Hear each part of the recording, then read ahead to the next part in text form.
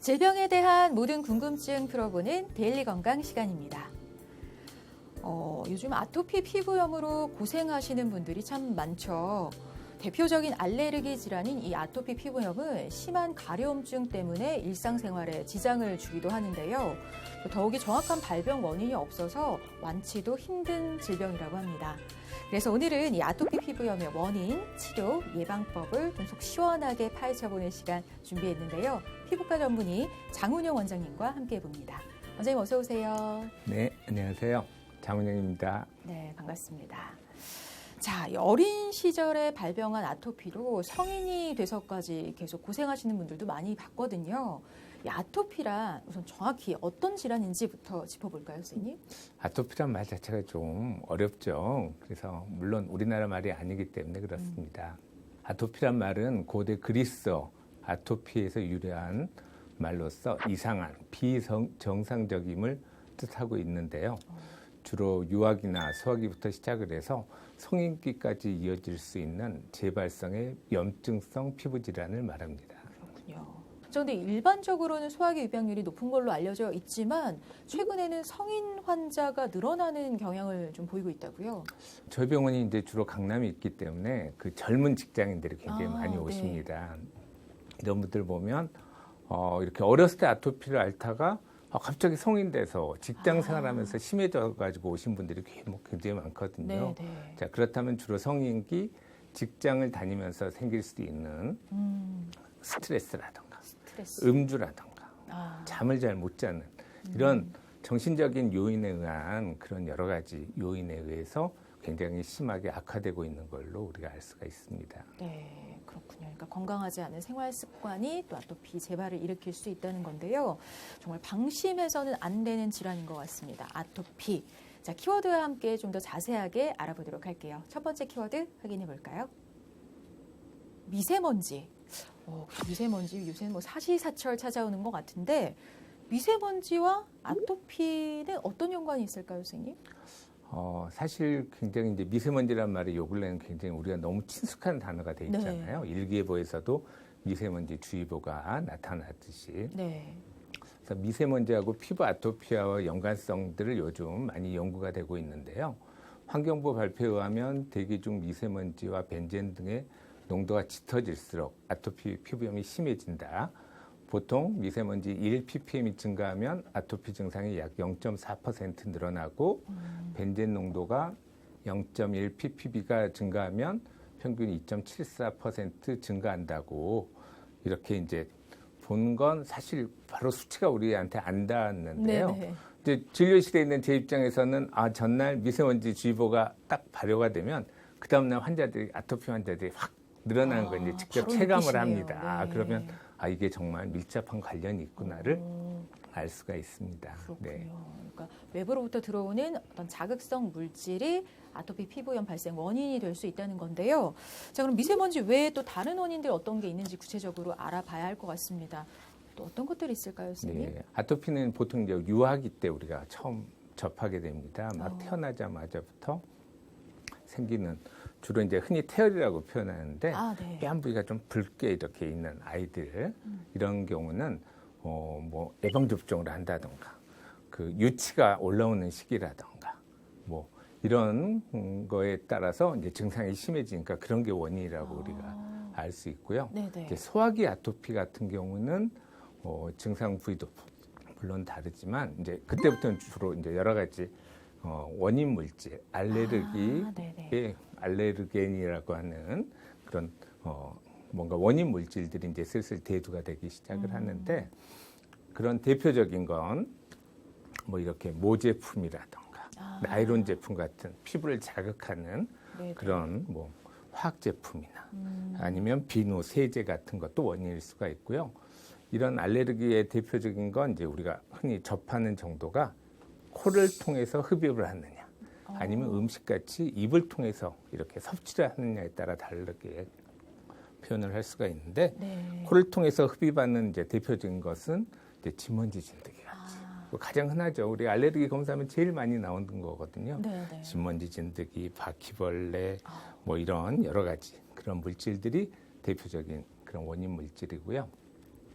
음식에 의해서 나타나는 소화기 그런 아토피의 원인으로서는 뭐 대표적인 우유, 계란, 땅콩, 맞아요. 네. 콩, 밀 이런 것들이 원인일 수가 있습니다. 그렇지만 이런 건 이제 주로 소화기 때 그런 면역 체계가 이제 완성이 되다 보니까 이제 성인기로 접어들수록 이런 음식물에 대한 알레르기의 빈도는 굉장히 이제 감소가 되는 게 전반적인 추세입니다. 그렇군요. 그러니까 굉장히 다양한 발병 요인이 있는데 시기별로는 또 그 원인을 좀 다르게 찾아볼 수가 있는 것 같습니다.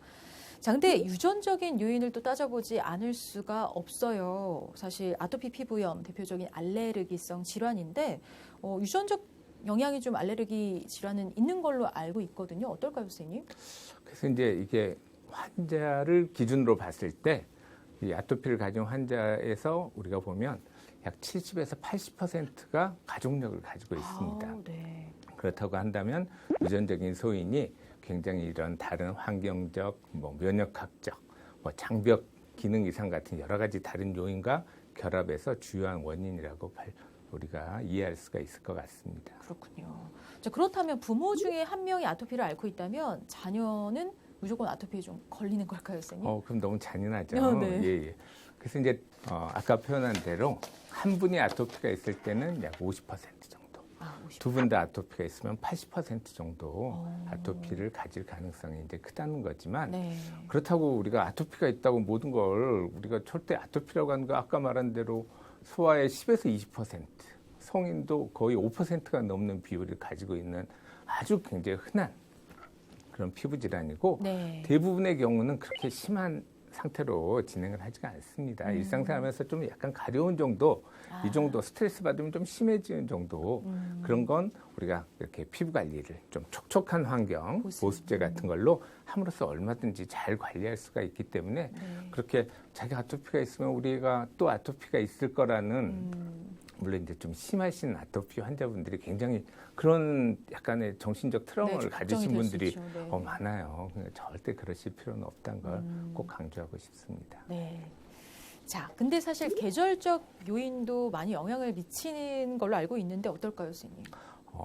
물론 계절이 굉장히 주요한 요인이 되죠. 우리가 봄 되면 꽃가루가 날리기 시작하잖아요. 그럼 이제 꽃가루가 날리기 시작하면 이제 꽃가루 알레르기가 있으신 분들이 아토피 증상으로 가렵다고 이제 병원에 오기 시작하십니다. 그리고 여름철에 더워지면 이제 땀을 흘린 게 굉장히 주요한 요인이 되고 가을부터는 이제 건조해지니까 우리가 건조하면 피부 자체가 건조해서 가려운데 이제 옷이나 이런 자극에 의해서 더 가려움증이 심해지게 되거든요.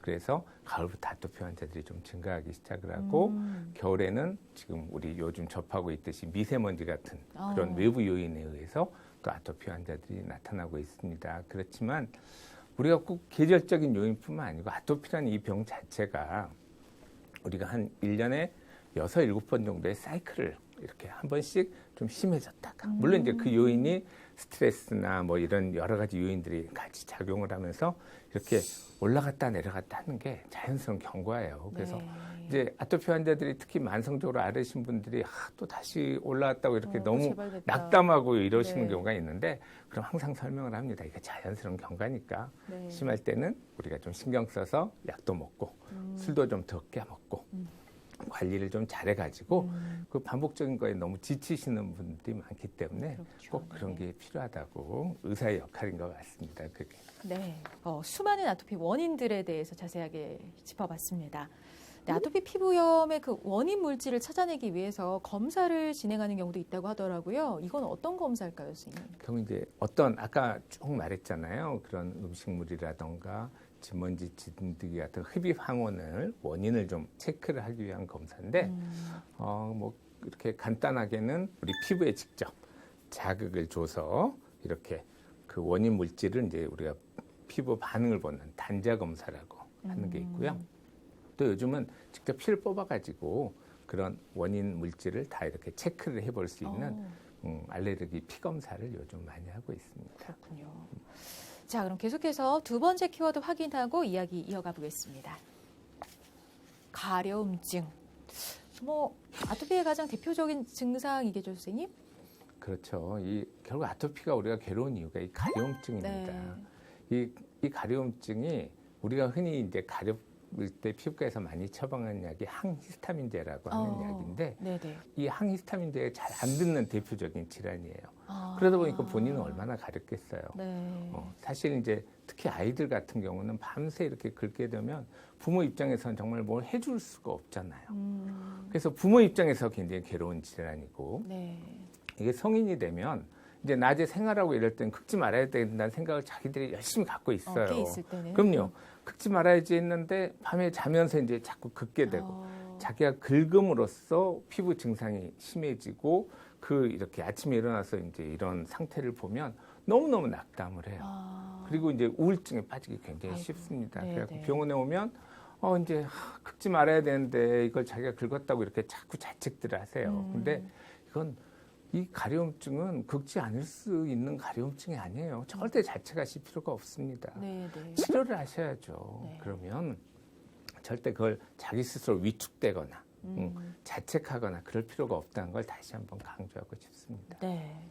자, 근데 이런 아토피 피부염 주로 발현되는 좀 부위도 알아봐야 할 것 같은데 시기별로 발생 부위도 좀 달라지나요, 선생님? 네, 아까 이제 우리가 그 시기를 한 3가지로 이렇게 네. 했잖아요. 막 태어났을 때 유아기 아토피, 태열이라고 그랬죠. 주로 얼굴에 빨갛고 뭐 좀 피부 이렇게 바깥쪽에 주로 잘 나타나는 걸로 네네. 되어 있습니다. 자, 그다음에 이제 소화기, 청소년기 되면 우리 팔, 다리 접히는데 목 부위, 주로 겹치는 부위에 주로 나타나요. 자, 물론 이제 그때부터는 심한 아토피를 가진 이제 그런 이렇게 환자들은 거의 전신성으로 나타납니다. 그래서 어느 부위가 안 나타난다고 할 수 있는 부위가 없고 특히 여성 같은 경우는 굉장히 뭐 가슴 부위라던가 이런 부위에 이렇게 생기면 굉장히 자기가 긁기도 괴롭고 그러네요. 굉장히 불편한 네네. 이제 증상들이 나타납니다. 성인기 아토피는 이제 주로 나타나는 게 이제 얼굴, 목, 그다음에 손, 뭐 이런 부위, 팔 접히는데 이런 데 주로 나타나니까 각각의 시기에 따라서 조금씩 나타나는 이제 양상이 다르게 나타나고 있습니다. 네. 네, 말씀하셨던 대로 아토피 피부염 환자들은 굉장히 심한 가려움증을 호소하잖아요. 특히 말씀하셨듯이 밤에 더 심해지다 보니까 잠도 잘 못 자고 삶의 질이 떨어질 수밖에 없는데요.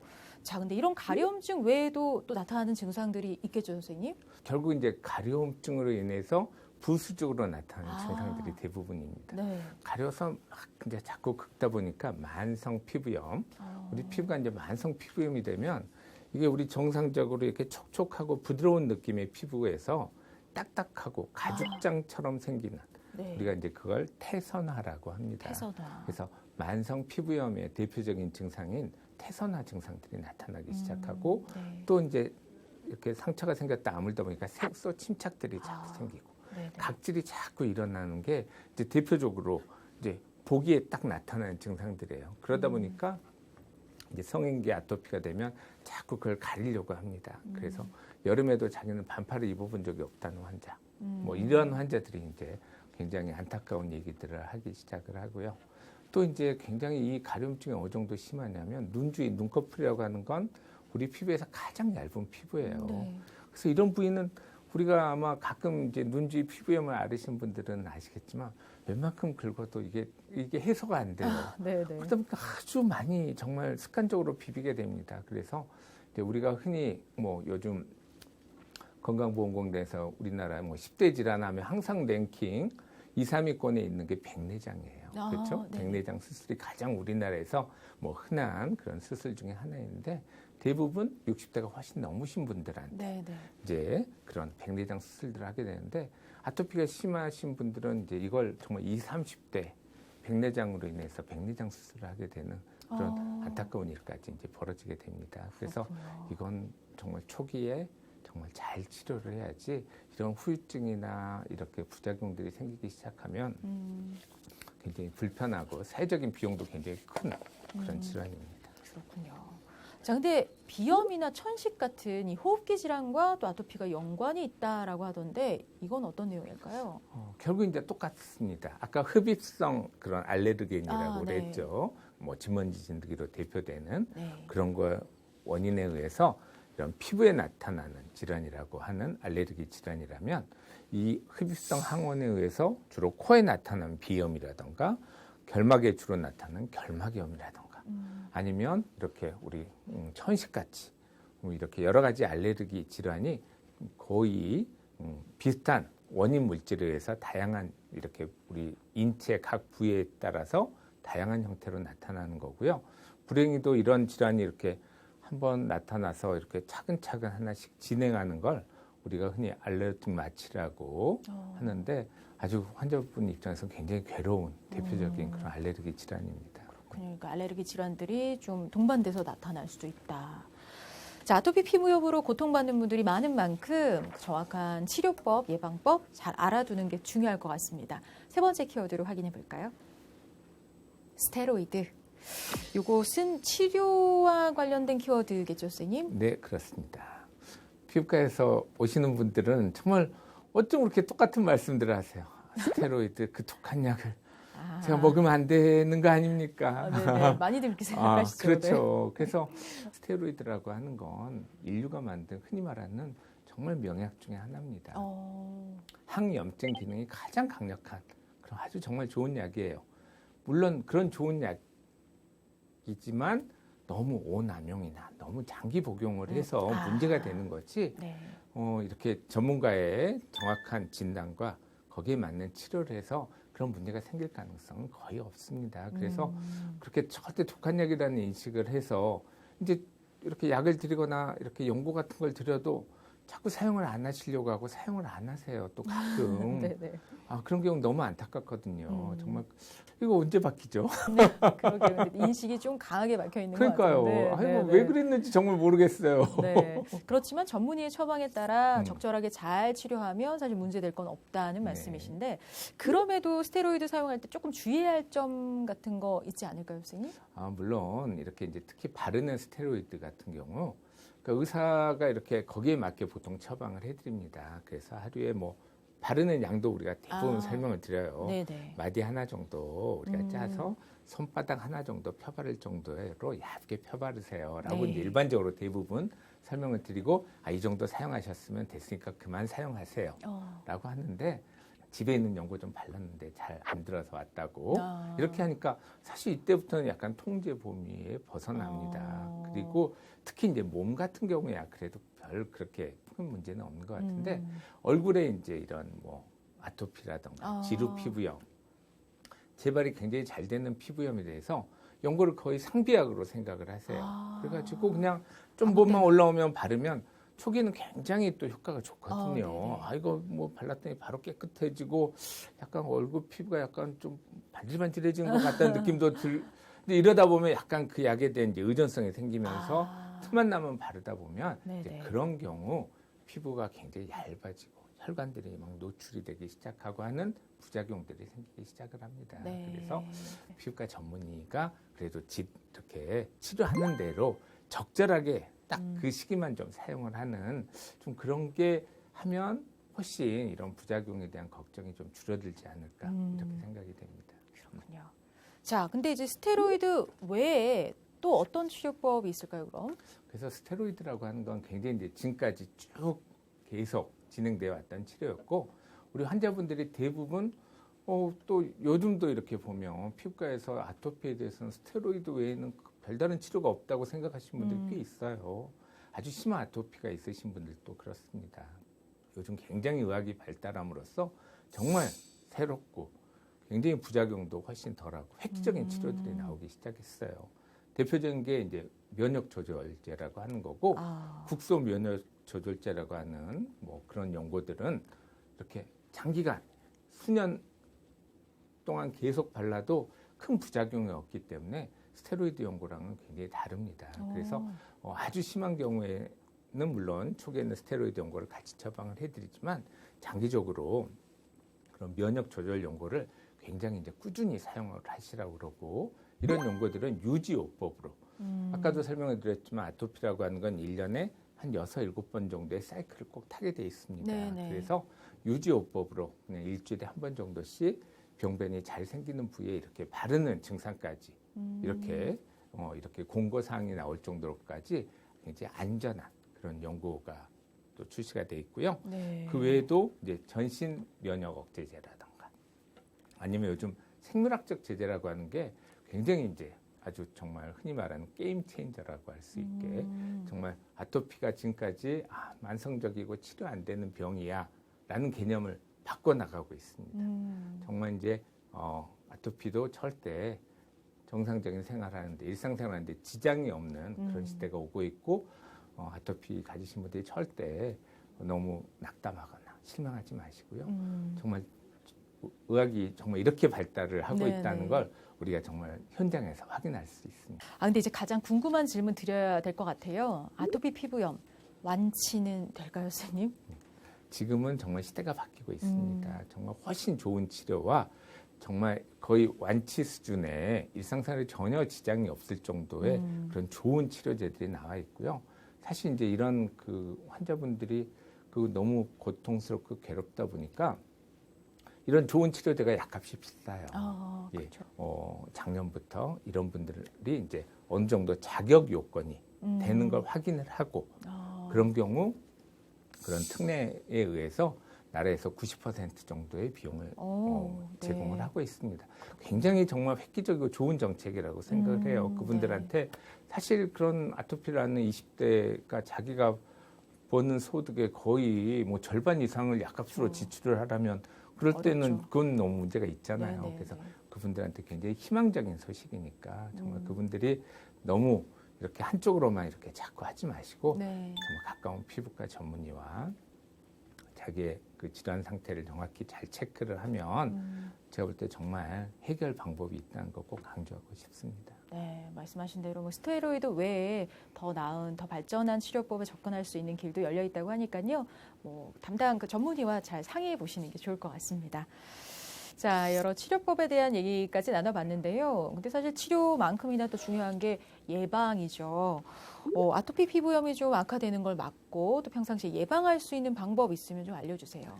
일단 목욕은 매일 하는 게 좋고 목욕을 할 때는 너무 뜨겁거나 차지 않은 미지근한 물에 20분 정도, 20분 너무 초가하지 않는 20분 정도의 그런 가벼운 목욕이 좋고 비누 목욕은 3일에 한 번 정도 이렇게 몸에 비누 약산성 비누를 사용하는 게 더 좋다고 되어 있습니다. 네. 또 이렇게 아토피 피부에서 제일 중요한 게 보습이라고 그랬잖아요. 그래서 목욕 후에 3분 이내, 그러니까 물기가 싹 이렇게 사라지기 전에 3분 이내 보습제를 이렇게 아토피 피부염이 있는 부위를 중심으로 되도록이면 전신적으로 쭉 사용을 하시는 게 좋습니다. 네. 아까 말한 대로 이런 그런 모 제품이라던가 아니면 나이론 같은 그런 섬유 제품은 우리 피부를 자극을 하게 돼요. 가려움증을. 네네. 그래서 피부에 직접 닿는 부위는 되도록이면 면 제품의 순면 제품을 사용을 하는 게 좋고 물론 그렇더라도 아토피라고 하는 건 자기가 무의식 중에 긁는 걸 우리가 전혀 이렇게 100% 막을 수는 없습니다. 맞아요. 그래서 이 손톱은 굉장히 짧게 좀 관리를 하는 걸 성인들은 물론 자기가 알아서 하지만 아이들 같은 경우는 맞아요. 꼭 엄마가 이렇게 관리를 해줘야 됐고 마지막으로는 이제 방 안의 온도나 습도를 좀 적절하게 해서 너무 춥거나 너무 덥거나 아니면 너무 건조하거나 이렇지 않는 환경을 만들어주는 게 중요한 게 결국은 일상생활 습관에서 중요한 것 같습니다. 그렇군요. 자, 오늘 데일리 건강 아토피 피부염에 대해서 알아봤는데요. 이제 마무리할 시간이 다 됐습니다. 마지막으로 아토피 앓고 있는 환자분들께 당부의 말씀 좀 전해주시죠.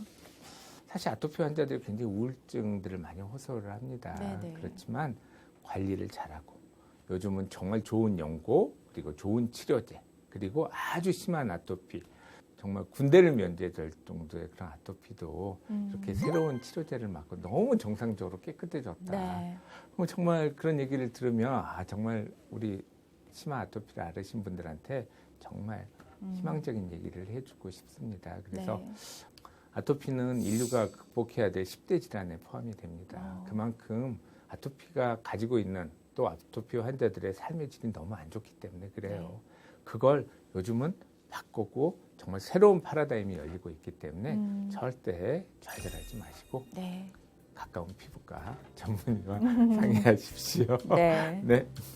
자, 정말 아토피 피부염을 극복하기 위해서는 평소 건강한 생활 습관 또 꾸준한 관리 중요하다는 거 꼭 기억해 주시기 바랍니다. 오늘 도움 말씀 주신 장훈영 원장님 고맙습니다. 네, 감사합니다.